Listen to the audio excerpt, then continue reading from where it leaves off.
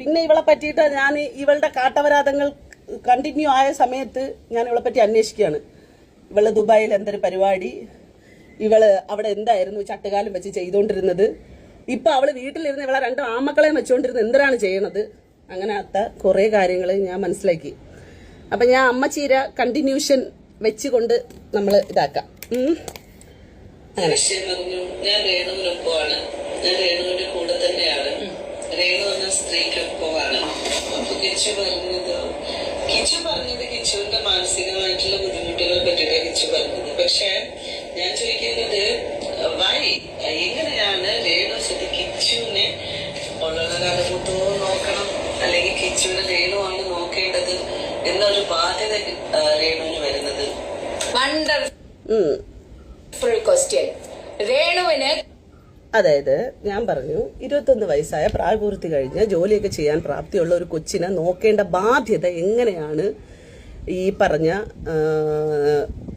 രേണുവിന് ഉണ്ടാകുന്നത്. ഈ സതീദേവി സമ്പ്രദായം ഒന്നും ഇവിടെ ഇല്ല.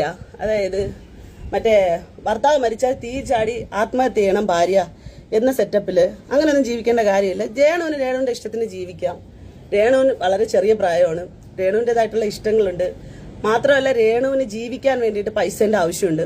അപ്പൊ കുറെ കഷ്ടപ്പെട്ടിട്ടായിരിക്കാം എന്തായാലും ആ സ്ത്രീ ജീവിക്കുന്നുണ്ടാവുക.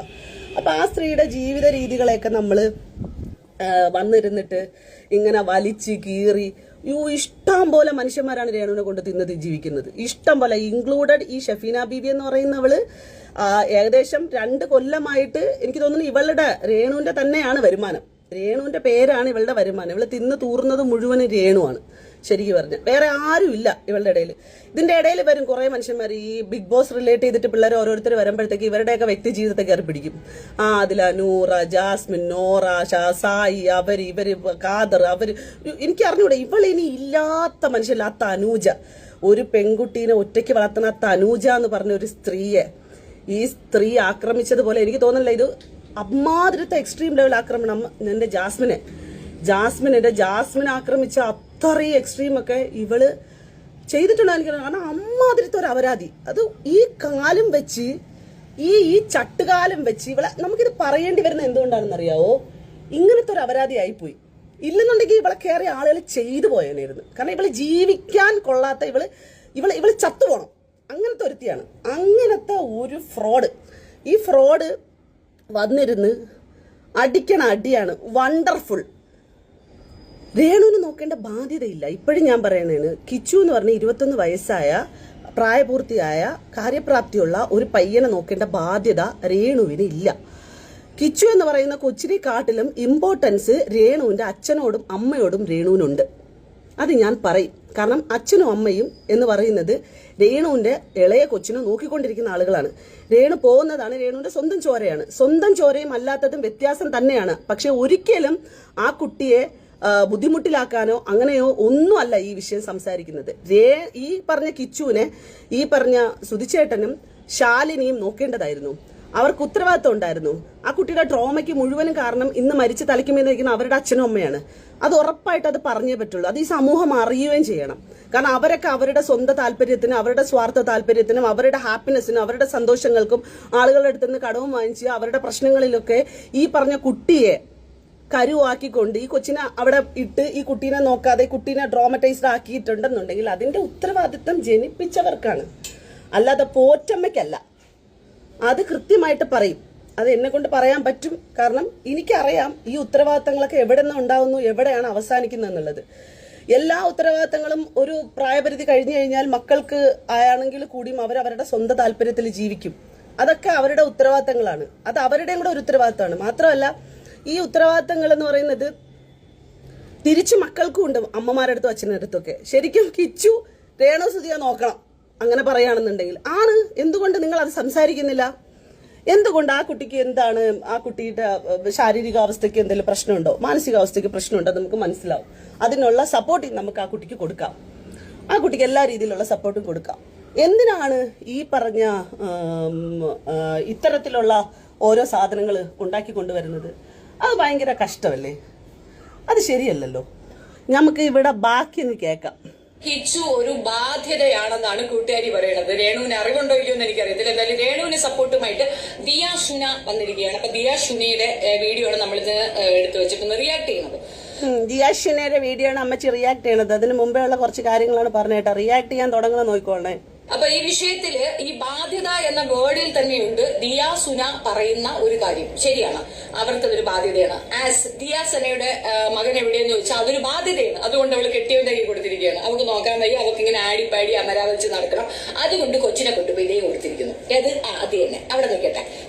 എന്റെ കൊച്ചി ഈ വീഡിയോ കണ്ടിട്ട് നിന്നെ കാണാൻ വേണ്ടിയിട്ടിരിക്കുകയാണ്. എന്റെ കൊച്ചിന്റെ മുമ്പേ ഒന്ന് ചെന്ന് ചാടി കൊടുക്കല്ലേടി. നീ വളർത്തണ മാതിരി കാട്ടവരാതങ്ങളല്ല വളർത്തണേടി. ഞാൻ നല്ല അന്തസ്സായിട്ട് അഭിമാനത്തോടു കൂടി നന്നായിട്ട് ഭക്ഷണം കൊടുത്ത് നന്നായിട്ട് കഷ്ടപ്പെട്ട് ജോലി ചെയ്ത് സമ്പാദിച്ച് നല്ല അന്തസ്സായിട്ട് കണ്ട പെണ്ണുങ്ങളെ പറ്റിയിട്ട് കാട്ടവരാതം പറഞ്ഞിട്ടല്ലടി ഞാൻ തിന്നിട്ട് എൻ്റെ കൊച്ചിനെ ഊട്ടുന്നത്. എൻ്റെ കൊച്ചു നല്ല അന്തസ്സായിട്ട് അവനിപ്പോൾ ഈ വീഡിയോ കണ്ടിട്ട് അവൻ എന്നോട് പറയാ ഏത് മോളാണെന്നാണ് ചോദിച്ചിരിക്കുന്നത്. നാണമില്ലേടി ഇത്രയും മുതുക്കെണ്ടയായിട്ടുള്ള നിനക്ക് എൻ്റെ കൊച്ചിൻ്റെ വായിരിക്കണവരെ കേൾക്കേണ്ട അവസ്ഥ. എൻ്റെ കൊച്ച് കെട്ടിയവനെ എൻ്റെ കൊച്ചിനെ അറിയാമോന്ന് പോലും അറിഞ്ഞുകൂടാ. കെട്ടിയവൻ ഉണ്ടാക്കിയത് പോലും അറിയാമോന്ന് എനിക്ക് അറിഞ്ഞുകൂടാ. ആ സമയത്താണ് കെട്ടിയവന്റെ രണ്ടാം ഭാര്യയുടെ അടുത്തും കെട്ടിയവന്റെ കൂടെ നീ അടി ഊമ്പണത് കണ്ടാറുളി. മര്യാദയ്ക്ക് സംസാരിച്ചോ. മര്യാദയ്ക്ക് നീ ഉണ്ടാക്കിയിട്ടിരിക്കണല്ലേ, നീ തൂറിട്ടിരിക്കണം. നീ നിന്റെ മാപ്പിളേനെ കൊന്നവളല്ലേ. നീ നിന്റെ മാപ്പിളയെ കൊന്നവളല്ലേടി. കാരണം എനിക്ക് എക്സ്പ്ലനേഷൻ വീഡിയോ എനിക്ക് ഇങ്ങനെയൊക്കെ സംസാരിക്കാൻ പറ്റുന്നത്. നീ മാപ്പിളേനെ കൊന്നവളല്ലേ. നീ നിന്റെ സ്വന്തം മാപ്പിളയെ കൊന്നവള്. ശരിക്കും നീ നിന്റെ സ്വന്തം മാപ്പിളയെ കൊന്നവളാണ് നീ. അപ്പോ അങ്ങനെയുള്ള നിനക്ക് എന്ത് യോഗ്യതയാണ്? നിന്റെ മക്കളെ തന്ത യഥാർത്ഥത്തിൽ ആരാണെന്ന് നിനക്കറിയാവോ? നീ നിന്റെ മൂത്ത മകനെ വെച്ച് എന്താ ചെയ്തോണ്ടിരിക്കണേ? നിന്റെ ഇളയ മകൻ നിന്റെ തലമണ്ട അടിച്ച് പൊട്ടിക്കും. കൺഫേമാ, നീ നോക്കിക്കോ. കാരണം നിന്റെ ഈ കാട്ടവരാത്തിന് നീ എന്താ പറയണത്? നിന്റെ ബാക്കിയൊക്കെ നമുക്ക് കേൾക്കാൻ കേട്ടാ. നിന്റെ കുടുംബം ഉണ്ട്, നിന്റെ ആരുണ്ട്, നിന്റെ അമ്മൂമ്മയുടെ നായരുണ്ട്, നിന്റെ തള്ള നീ നക്കാപ്പിച്ചോണ്ട് കൊടുക്കണോണ്ട് കാണുമായിരിക്കും ഇവിടെ. ആരടി നിന്റെ കുടുംബം? എവിടെയാണ് നിന്റെ കുടുംബം? നീ എവിടെ താമസിക്കുന്നത്? നിനക്കൊരു അഡ്രസ് ഉണ്ടാ? ഞാൻ നിന്റെ അടുത്ത് ചലഞ്ച് ചെയ്യണടി. നിന്റെ അഡ്രസ്സ് എവിടെ? നീ എവിടെ എന്ന് പറ. നീ ഒന്ന് ലൈവിൽ വന്നിരുന്ന് നിന്റെ അഡ്രസ്സ് ഒന്ന് പറയടി. ഒന്ന് പറ. കാരണം ഞാൻ നിന്നെ തപ്പിക്കൊണ്ടിരിക്കുക. നിന്നെ തപ്പണത് ആരാണെന്നറിയോ? പോലീസുകാരാ നിന്നെ തപ്പിക്കൊണ്ടിരിക്കുന്നത്. നിനക്കെതിരെ കൊടുത്ത കേസുകളിലുള്ള പോലീസുകാരാ നിന്നെ തപ്പിക്കൊണ്ടിരിക്കുന്നത്. നീ ഒന്ന് പറയടി. നീ പറ. എന്റെ കോണ്ടാക്ട് നമ്പറാ കയ്യിലുള്ള എൻ്റെ അടുത്ത്. ഒരിക്കൽ ഞാൻ നിന്നെ വിളിച്ച് ഓട്ടിച്ചതാണ്. അടുത്ത് നിക്കട്ടെ, നമുക്ക് അതിനകത്തൊരു വിഷമവും ഇല്ല. ഇനി രണ്ടാമത്തെ കാര്യം, ഈ എന്തുകൊണ്ട് ദിയാസന നോക്കണം എന്നുള്ളത്, രേണു നോക്കണം എന്നുള്ളത്. രേണു നോക്കണം എന്ന് പറയുന്നതിന്റെ ഒരു കാരണം ഞാൻ പറഞ്ഞുതരാം. ആ ഇരിക്കുന്ന 7.5 സെന്റ് വസ്തുവും ആ വീടും വെച്ചിരിക്കുന്നത് ഈ പറയുന്ന കിച്ചുവിന്റെ പേർക്കാണ്. കിച്ചുവാണ് അതിന്റെ അധികാരി. ഒരു കാരണവശാലും രേഷ്മ പി തങ്കച്ചനല്ല. രേഷ്മ പി തങ്കച്ചന് അതിനകത്ത് അവകാശം പോലും എഴുതി കൊടുത്തിട്ടില്ല. അതായത് സുധിയുടെ 2 മക്കളിൽ മൂത്ത മകന് പൂർണ്ണാവകാശവും മറ്റേ കുട്ടിക്ക് 18 വയസ്സ് വരെ അവരെ നോക്കേണ്ട അധികാരവും ആ കുട്ടിയിൽ നിക്ഷിപ്തമായതിനാൽ ആ കുട്ടികളുടെ പേർക്ക് ക്രയവിക്രയം ചെയ്യാൻ, അതായത് 18 വയസ്സ് നിന്റെ തേങ്ങയുടെ അരി 2 മക്കളെയും പേരിലുള്ള വീട്. ആരിവിടെ പറഞ്ഞ് കിച്ചുവിൻ്റെ അടുത്ത് ആ വീട്ടിൽ നിൽക്കരുത്, ഇറങ്ങിപ്പോവാൻ? കിച്ചുവിന് ആരെങ്കിലും അടിച്ചിറക്കി വിട്ടാ? പിന്നെ രേണുവിന്റെ അച്ഛനമ്മേനെ നോക്കേണ്ട ഉത്തരവാദിത്തം രേണുവിനുണ്ട്. ഈ ഋതപ്പൻ രേണുവിന്റെ കുഞ്ഞാണ്. ഋതപ്പന്റെ പേരിലുള്ള വീടാണത്. അവിടെ അവന്റെ അമ്മയ്ക്ക് കിടക്കാനുള്ള അവകാശമോ അവന്റെ അമ്മൂമ്മയ്ക്ക് കിടക്കാനോ അല്ല അവന്റെ അച്ഛമ്മയ്ക്ക് വരാനുള്ള അവകാശമൊന്നുമില്ല. ഈ പറഞ്ഞ കിച്ചുവിന്റെ അച്ഛമ്മയ്ക്കും ചേട്ടനും എല്ലാവർക്കും വരാനുള്ള അധികാരമുണ്ട്. കാരണം 2 മക്കളുടെയും ബന്ധങ്ങളിലുള്ള ആൾക്കാരാണ് ഈ ഇതെന്ന് പറഞ്ഞത്. അവർക്കൊക്കെ അതിനകത്ത് വരാം. നീ ആരാണിത് പറയാൻ വേണ്ടിയിട്ട്? പിന്നെ കിച്ചുവിന്റെ അട്ടിപ്പേർ അവകാശം നിന്റെ തലയിലാണ് ഇരിക്കുന്നത്. നീയാണടി തൂറിയിട്ട് ഉണ്ടാക്കിയത്. നീയാണോ ഉണ്ടാക്കിയത്? നീ അടി ചെലവിന് കൊടുക്കണത് അവന്. നിനക്ക് നാണമില്ലേ? ആ ചെറുക്കന്റെ പേരും പറഞ്ഞിട്ട് വന്നിരുന്നിട്ട് അവന്റെ അക്കൗണ്ട് നമ്പർ അതിന്റെ അടിയിലിട്ടിട്ട് എത്ര ആളുകളാണ് പണം അയക്കണെന്നറിയാവോ? ആ പൈസക്കകത്ത് ഈ പറഞ്ഞ കിച്ചുവിന്റെ കയ്യിലല്ലാതൊന്നും കിട്ടുന്നത് ഇതാ ഇവളുടെ കയ്യില്. ഇവളെ വിളിച്ചിട്ട് പേഴ്സണലി കിച്ചുവിന്റെ പേരിൽ ഇവള് പണം പിരിച്ചോണ്ടിരിക്കുക. ഇഷ്ടം പോലെ പണം പിരിച്ചുകൊണ്ടിരിക്കുക. പുറത്തുള്ള ഫോറനേഴ്സ് അവരൊക്കെ ഈ പാവം അച്ഛൻ മരിച്ചൊരു കൊച്ചല്ലേ എന്നും പറഞ്ഞിട്ട് കൊടുക്കണ പൈസ മൊത്തം ഈ കണ്ടവരാതി ഇരുന്ന് തിന്നോണ്ടിരിക്കുക. അതെല്ലാരും മനസ്സിലാക്കണം. അടുത്ത് ക്രയവിക്രയം ചെയ്യാൻ പാടില്ല എന്ന വ്യവസ്ഥയിൽ കുഞ്ഞുങ്ങളുടെ പേർക്ക് തീരാധാരം കൊടുത്തിരിക്കുകയാണ് ഫാദർ ബിഷപ്പ്. അപ്പൊ ആ പ്രമാണത്തിൽ എഴുതിയിരിക്കുന്ന അതേ പോയിന്റ് തന്നെയാണ് എനിക്കും പറയാനുള്ളത്. ഈ പറയുന്ന വസ്തുവകകളുടെ അധികാരി എന്ന നിലയിൽ കിച്ചു താമസിക്കേണ്ട വീട്ടിൽ രേഷ്മ പി തങ്കച്ചന്റെ അച്ഛൻ, രേഷ്മ പി തങ്കച്ചന്റെ അച്ഛന്റെ ഭാര്യ, അച്ഛന്റെ മൂത്ത മോള്, ജോലി ചെയ്യാത്ത ഭർത്താവ്, 2 കുട്ടികൾ, അവകാശത്തിൽ കെട്ടിക്കിടക്കുന്ന അട്ടിപ്പേർ അവകാശത്തിൽ കെട്ടിപ്പേർന്നില്ല മോളെ. അട്ടിപ്പേർ അവകാശത്തിൽ അല്ലടി കെട്ടിപ്പറക്കിയത് അവര് അട്ടിപ്പേർ അവകാശത്തിലല്ല കെട്ടിപ്പറക്കിയത് ഷഫീന ബീവി. അവരുടെ കുഞ്ഞുങ്ങൾക്ക് അവകാശപ്പെട്ട സ്ഥലത്ത് കുഞ്ഞുങ്ങളെ നോക്കിക്കൊണ്ട് കിടക്കുന്നു.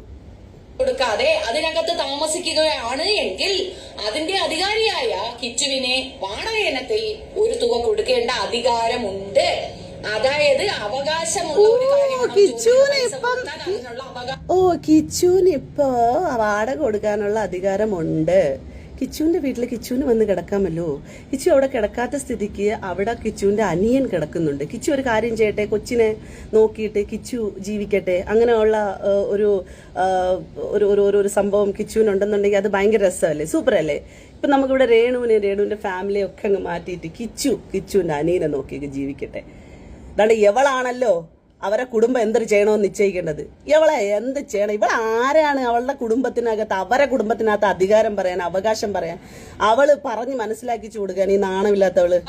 ആ കുട്ടിക്കുണ്ട്, അല്ലെങ്കിൽ വീട് വിട്ടിറങ്ങിപ്പോ വല്ലവന്റെ വീട്ടിൽ കയറി കെട്ടിക്കിടക്കാൻ നാണയില്ലേ? നിങ്ങളൊരു വീട് വാടകയ്ക്ക് എടുത്താൽ പൈസ കൊടുക്കും. വല്ലവന്റെ വീട് നിന്റെ വീട്ടിനകത്താടി അവര് കയറി വന്ന് കിടക്കണത്. വല്ലവന്റെ വീട്ടിനകത്ത് ഇറങ്ങിപ്പോ നാണമില്ലേ എന്ന് പറയാൻ നിന്റെ വീട്ടിനകത്താടി വന്ന് കിടക്കണം. നാണമില്ലാത്തവളെ, നീയാണാടി അത് പറയാനുള്ളത്? കാട്ടവരാതി ണ്ടായോ?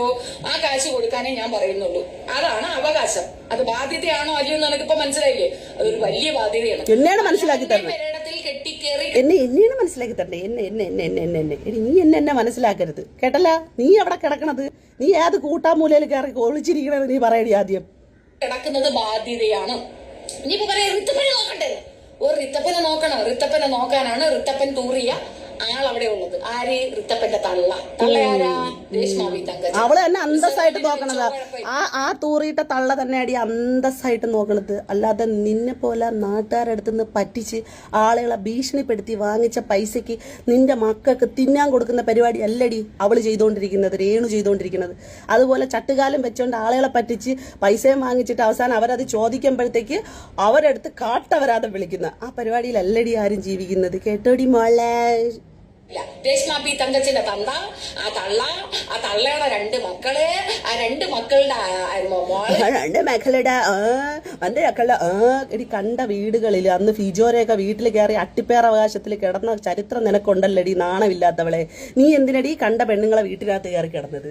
എടി നിനക്ക് കിടക്കാടമില്ലാതെ, നിനക്ക് ജീവിതം ഇല്ല, അതിന്റെ കുടുംബം എല്ലാം നിന്നെ ഒറ്റപ്പെടുത്തിയ സമയത്ത് നീയാണെങ്കിൽ ഓടി ഓടി കണ്ട പെണ്ണുങ്ങളടുത്ത് പോയി കിടന്ന് അവളമാരുടെ മാപ്പിളമാരെ പിടിച്ച് അവസാനം അതെല്ലാം ഇതായി. അവസാനം ചട്ടുകാലാണ്. അയ്യോ എനിക്ക് ചെയ്യാനൊന്നും പറ്റൂല, എനിക്ക് ചെയ്യാനൊന്നും അറിഞ്ഞൂടെ, എനിക്ക് ചെയ്ത് തരാൻ ആരെങ്കിലും ഉണ്ടോ എന്ന് പറഞ്ഞ് ആ വീട്ടിൽ കിടക്കണ ആണുങ്ങളെ പിടിച്ച് മറ്റേ പരിപാടി ചെയ്യിച്ച മറ്റേ മോളല്ലേടി നീ. കൊറേ ഉണ്ടല്ലോ, കൊറേ ചവറുപറക്കികൾ അവിടെ കിടക്കുന്നുണ്ടല്ലോ. അത് പ്രശ്നല്ലേ?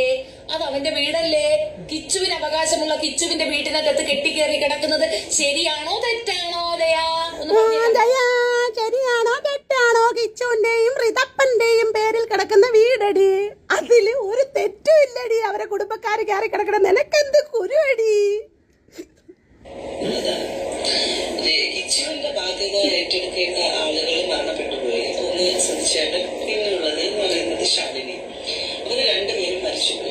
കിച്ചുവിന്റെ അമ്മയും അച്ഛനും മരിച്ചുപോയി. പക്ഷെ കിച്ചുവിന്റെ അച്ഛൻ, അതായത് അച്ഛൻ സ്ഥാനത്ത് ഇപ്പോഴൊരാൾ എക്സിസ്റ്റ് ചെയ്യുന്നുണ്ട്. കിച്ചുവിന്റെ അച്ഛന്റെ ജ്യേഷ്ഠൻ, അച്ഛൻ മരണപ്പെട്ട അച്ഛന്റെ ജ്യേഷ്ഠൻ ഉണ്ടെങ്കിൽ അച്ഛന്റെ സ്ഥാനത്തേക്ക് വരും. അച്ഛന്റെ ജ്യേഷ്ഠൻ വിവാഹം കഴിച്ചൊരു സ്ത്രീ എവിടെയുണ്ട്? അമ്മയാണത്.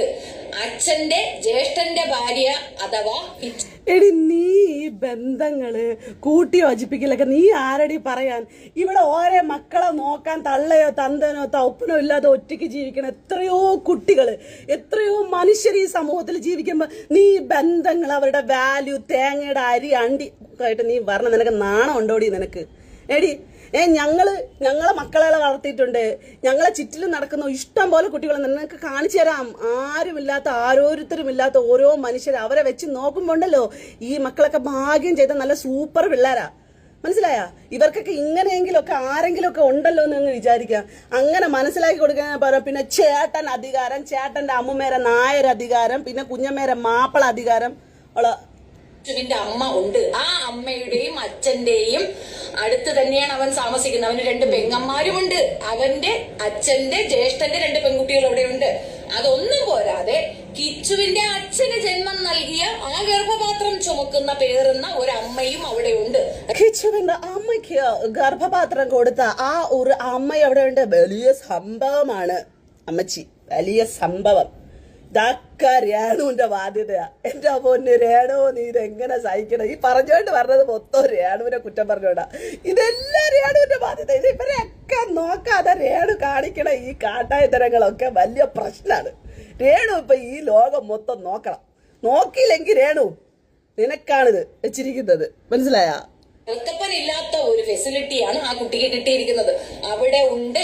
അവരുടെ അണ്ടറിൽ അവരൊരു ബാധ്യതയല്ലാതെ തന്നെ അവരുടെ ഉത്തരവാദിത്തം എന്ന നിലയിൽ ആ കുട്ടി താമസിക്കുന്നത് അച്ഛന്റെ വീട്ടുകാർക്കൊപ്പമാണ്. അതൊരു ഭയങ്കര ഭാഗ്യമാണ്. ആർക്കും കിട്ടാത്ത ഭാഗ്യമാണ് അച്ഛന്റെ വീട്ടുകാർക്കൊപ്പം ഒരു കുഞ്ഞിന് നിൽക്കാൻ പറ്റുക എന്നുള്ളത്. അപ്പൊ അത്രയും ഭാഗ്യം ചെന്ന് നിക്കണം. ആ കൊച്ചു എന്തിന് ഇത്രയും കിടന്ന് വിഷമിക്കണടി? നിനക്ക് എന്തരടി ഇത്? നീ ഒരു സൈഡിൽ ഒന്നും പറയും, മറ്റേ സൈഡിൽ വേറെയും പറയും. ആ കൊച്ചി ഈ ഭാഗ്യം ചെയ്ത് ഈ അച്ഛന്റെ അമ്മ ഈ അച്ഛമ്മയുടെ ഒക്കെ കൂടെ നിൽക്കണമെങ്കിൽ പിന്നെ ആ ഭാഗ്യം ചെയ്ത ഇത്രയും വലിയ ഭാഗ്യമുള്ള ആ കൊച്ചിന് എന്തിന്റെ പ്രശ്നാ? ആ കൊച്ചിന്റെ പ്രശ്നമല്ലേ നീ പറഞ്ഞുകൊണ്ട് വരണേ? അങ്ങനെയുള്ള ഒരു കൊച്ചിന് എന്തിന്റെ പ്രശ്നം? നിനക്കെന്ത് കേട്? നിനക്കാണ് കടി? എല്ലാരും അമ്മയുടെ വീട്ടിലോട്ടാണ് ഓടിപ്പോകുന്നത്. പക്ഷെ അവന്റെ അച്ഛന്റെ വീട്ടുകാർ അവന് 3 വയസ്സ് പ്രായമുള്ളപ്പോ തൊട്ട് നോക്കുകയാണ്. അപ്പൊ 3 വയസ്സ് പ്രായമായപ്പോ മുതൽ നോക്കണം. 11 വയസ്സ് പ്രായമായ മുതൽ ഈ പറഞ്ഞ സുധി എന്ന് പറഞ്ഞ ആള് കൊണ്ടുവന്ന് രേണുവിന്റെ അടുത്ത് ഏൽപ്പിച്ച് രേണു നോക്കിയ ഒരു ചരിത്രമുണ്ട്. അത് രേണു പറയട്ടെ. ഞാനിപ്പോ തൽക്കാലം പറയുന്നില്ല. കാരണം രേണുവിന്റെ മകനെ സംബന്ധിക്കുന്ന വിഷയമാണ്. അത് രേണു സംസാരിക്കേണ്ടത്. അത് സംസാരിച്ച് വരുമ്പോ നീ തൂറി ഓടും. ആരുമില്ലാത്ത അനാഥ കുഞ്ഞല്ല കിച്ചു. ഇപ്പൊ അവൻ ഒട്ടുമല്ല.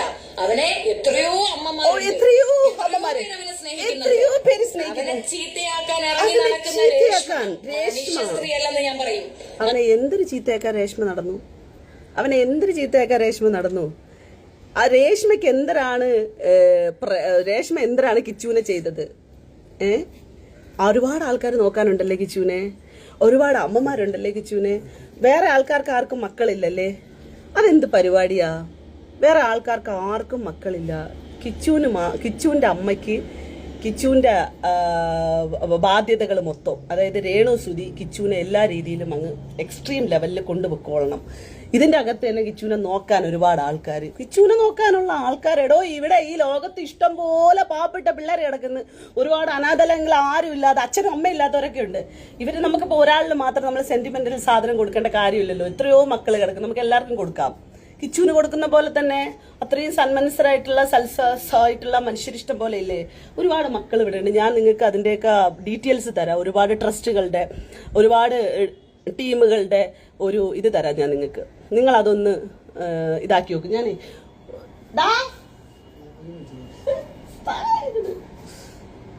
കണ്ടിന്യൂറ്റി പോവും.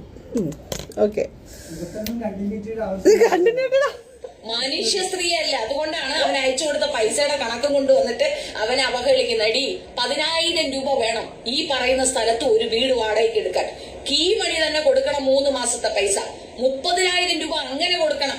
പിന്നെ 40,000 രൂപ ഡെപ്പോസിറ്റ് വെക്കണം. ഓരോ മാസവും 10,000 രൂപ ആ കുട്ടിയുടെ പേർക്ക് നീ ബാങ്കിലിടണം. അതുകൊണ്ടായിരിക്കും അല്ലേ നീ കിച്ചുവിന്റെ പേരില് കിച്ചുവിന്റെ അക്കൗണ്ട് അടിയിൽ കൊടുത്തിട്ട് നീ ആയിട്ട് ആളുകളെ ഇത് കാശ് വാങ്ങിച്ച് തിന്നോണ്ടിരിക്കണം. നിനക്ക് 10,000 രൂപ വേണമായിരിക്കും ജീവിക്കാൻ, നിനക്ക് അത് ചെയ്യാൻ വേണമായിരിക്കും കാശ്. ഇപ്പൊ കിച്ചുവിന്റെ പേരിൽ പൈസയും പിടിച്ചോണ്ടിരിക്കുകയല്ലേ? അതാണല്ലേ നിന്റെ കണക്ക്? വീട്ടിൽ ഇറങ്ങിപ്പോ നീ ഈ സപ്പോർട്ട് മൂഞ്ചിന്നില്ല. എവിടെ വീട്ടിൽ പോയി നിൽക്കും? എടി കണ്ടങ്കാളി, അവളെ ഞാൻ സപ്പോർട്ട് മൂഞ്ചിനാണ്. ഞാൻ അവളെ വീട്ടിൽ പോയി കിടന്നിട്ട് ഞാൻ അന്തസ്സായിട്ട് തിന്നു പിടിച്ച് ജീവിക്കുന്നുണ്ടടി. പിന്നെ അവളെ വീട്ടിൽ പോയി കിടന്നാലും അവൾ എന്നെ കയറ്റി കിടത്തോടി. നീ എന്തിനു ചെയ്യും? വലിച്ചു കീറിക്കളയോ? ഞാൻ അവളെ വീട്ടിൽ പോണ്. അവളെ വീട്ടിൽ പോയി 2 ദിവസം നിൽക്കാൻ പോണ്. അവൾ എനിക്ക് ചെല്ലും തരും, ചെലവിനും തരും, അവൾ എനിക്ക് തിന്നാനും കുടിക്കാനും ഒക്കെ തരും. കാരണം അത്രയും നല്ല മനസ്സുള്ള ഒരു പെണ്ണാണ്. അതുകൊണ്ടിട്ട് ധൈര്യമായിട്ട് ആർക്ക് വേണമെങ്കിലും രേണു ഒരു നേരത്തെ ആഹാരം താടിയെന്നും പറഞ്ഞ് ചെന്ന് കഴിഞ്ഞാൽ അവർ കൊടുക്കും. അത് അങ്ങനത്തെ പെണ്ണ. നീ പോയി നീട്ടി വലിച്ചൊരു വെച്ചോട്. അത് കഴിഞ്ഞിട്ട് ഈ പറഞ്ഞ പോലെ സുധിച്ചേട്ടന്റെ ഭാര്യയായിട്ട് വന്ന ആളാണ് രേണു. അവള് ആ കുട്ടീനെ നല്ല രീതിയിൽ തന്നെയാണ് നോക്കിയതെന്നാണ് ഞാൻ മനസ്സിലാക്കുന്നത്. പിന്നെ കൂടുതൽ വിവരങ്ങളും കാര്യങ്ങളൊക്കെ രേണു തന്നെ പറയുന്നു തോന്നുന്നു. കാരണം ഒരുപാട് രേണുവിന് പറയാനുണ്ട്. ശരിക്കും പറഞ്ഞു കഴിഞ്ഞാൽ രേണുവിന് ഒരുപാട് പറയാനുണ്ട്. രേണു ഇതൊന്നും പറയാതെ ഇങ്ങനെ ഇരിക്കുക ഞാൻ മനസ്സിലാക്കിയപ്പോൾ. പിന്നെ ഈ പറഞ്ഞതുപോലെ ഇതൊക്കെ കുത്തിത്തിരിച്ച് വിടാൻ വേണ്ടിയിട്ട് 1, 2, 3 കേക്ക് കൃതികളുണ്ട്, ഭാഷാർത്ഥ കൃതികളൊക്കെ. ഇതിന്റെയൊക്കെ ഉദ്ദേശം ഇതിന്റെയൊക്കെ അക്കൗണ്ടുകൾ റീച്ച് ആക്കുക, ഓരോരുത്തരുടെ കുടുംബജീവിതം നശിപ്പിക്കുക, ഇങ്ങനെ ജീവിതം എന്ന് പറയുന്ന സാധനമൊന്നുമില്ല. ഇതിനിടയ്ക്ക് കുറച്ച് കുത്തിത്തിരിപ്പ് അതിനകത്ത് വന്ന കുറച്ച് കാര്യങ്ങളുണ്ട്, പോയിന്റാണ്. അതായത് രേണുവിന് ഒരുപാട് കാര്യങ്ങൾ പറയാനുണ്ട്, പോയിന്റ്. ആ രേണുവിന് പറയാനുള്ള ഇത് ഒരുപാടുണ്ട് എന്ന് പറഞ്ഞത് ആ അമ്മച്ചിക്ക് അങ്ങ് ഷിവറിങ് ആയി തുടങ്ങി. പിന്നെ നേരെ എൻ്റെ നേർക്കാണ് ഇനി വരാൻ പോകുന്ന അറ്റാക്ക് മൊത്തം. അമ്മച്ചി നേരെ ഇങ്ങ് വന്നിരിക്കുക. അപ്പം അതായത് ഇത് കുത്തിത്തിരിപ്പുകാരികൾ ഇറങ്ങി തിരിച്ചിട്ടുണ്ട്. അവളുമാരെയൊക്കെ സൂക്ഷിക്കണമെന്ന് പറഞ്ഞതിന് ഈ പറഞ്ഞ പോലെ അമ്മച്ചി ആറ്റുപിടിച്ച്, അമ്മച്ചിയാണ് പറഞ്ഞത്, ഷെഫീന അമ്മച്ചിയാണ് പറഞ്ഞതെന്ന് ഷെഫീന അമ്മച്ചി അങ്ങ് ആറ്റുപിടിച്ച് തുടങ്ങാൻ പോകരുത്. എന്നെ പറ്റിയിട്ടുള്ള കാട്ടവരാധങ്ങളാണ് തുടങ്ങുന്നത്. അതായത് വർഷങ്ങൾക്ക് മുമ്പേ ഞാൻ സാമൂഹ്യ പ്രവർത്തനത്തിൽ സജീവമായിട്ട് നിന്ന സമയത്ത് എനിക്കെതിരെ ഉണ്ടായ അലിഗേഷൻസും പ്രശ്നങ്ങളും എൻ്റെ കോൺട്രവേഴ്സികളും ഒക്കെ കണക്ട് ചെയ്തുകൊണ്ടിട്ടുള്ള കുറച്ച് കഥ ചേച്ചി അങ്ങ് ഉണ്ടാക്കാൻ വേണ്ടി ഇറങ്ങിയിരിക്കുവാണേ. കൃമികളുണ്ട്, അവരുടെ കുടുംബജീവിതം ശരിയല്ല. നോക്കുന്നത് നിന്റെ കെട്ടിയവൻ ഇപ്പൊ കെട്ടിയ പെണ്ണുമാണ് നോക്കുന്നത്. അങ്ങനെയുള്ള നീ ഈ ഇരിക്കുന്നത് ഇതെല്ലാം പോട്ടെ. എവളുടെ മകൾ എവിടെയാണ്, മകൻ എവിടെയാണ്, ഇവനൊരു മകനുണ്ട്, എവിടെയാണ് ഭർത്താവ്, എവിടെയാണ് ഭർത്താവില്ല, മകനില്ല, കൂടെ ജീവിതം എന്തെന്നറിയില്ല, തൊഴിലില്ല. ഇവൾ ചെയ്യുന്ന ജോലി എന്താണ്, ഇവക്ക് എന്താണ് തൊഴിൽ? ട്രാൻസ് വിഭാഗക്കാരെ കൂടെ നടക്കുന്ന ആ ഒരു വിഷയം ഞാൻ ഇതിന്റെ കൂടെ ചേർക്കാം.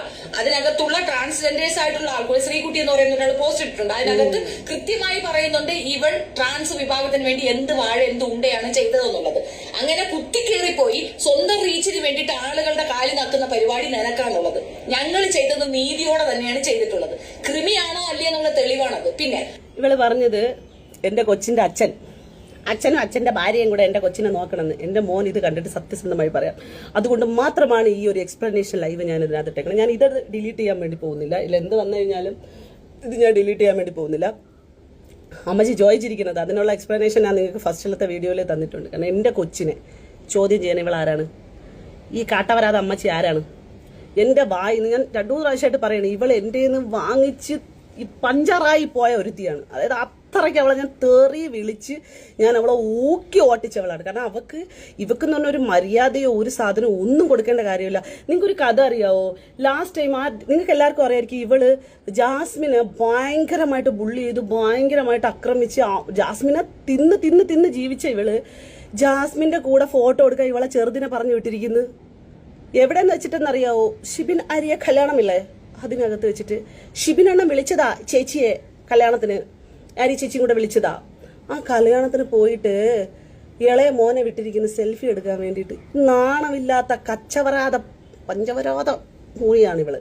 അങ്ങനത്തെ അവള്. ഇന്ന് ആലോചിക്കണം, അവളെ വിറ്റ് തിന്നിട്ട് കൊച്ചു കുഞ്ഞല്ലേ. ഹസ്ബൻഡ് അടുത്ത് ചോദിച്ചപ്പോൾ ചേച്ചി കൊച്ചു കുഞ്ഞല്ലേ ചേച്ചി, വരുമ്പോൾ നമുക്ക് മാറിപ്പോന്ന് വല്ല പറയാൻ പറ്റുമെന്ന് ഒന്ന് ആലോചിച്ച് നോക്കണം അവസ്ഥ. അടുത്തത് ഞാൻ പെട്ടെന്ന് പെട്ടെന്ന് പറയാം. കാരണം വെച്ചാൽ ഇനി വരുന്നത് മൊത്തം എനിക്കെതിരെയുള്ള അലിഗേഷൻ. ഞാൻ കുറച്ചേറെ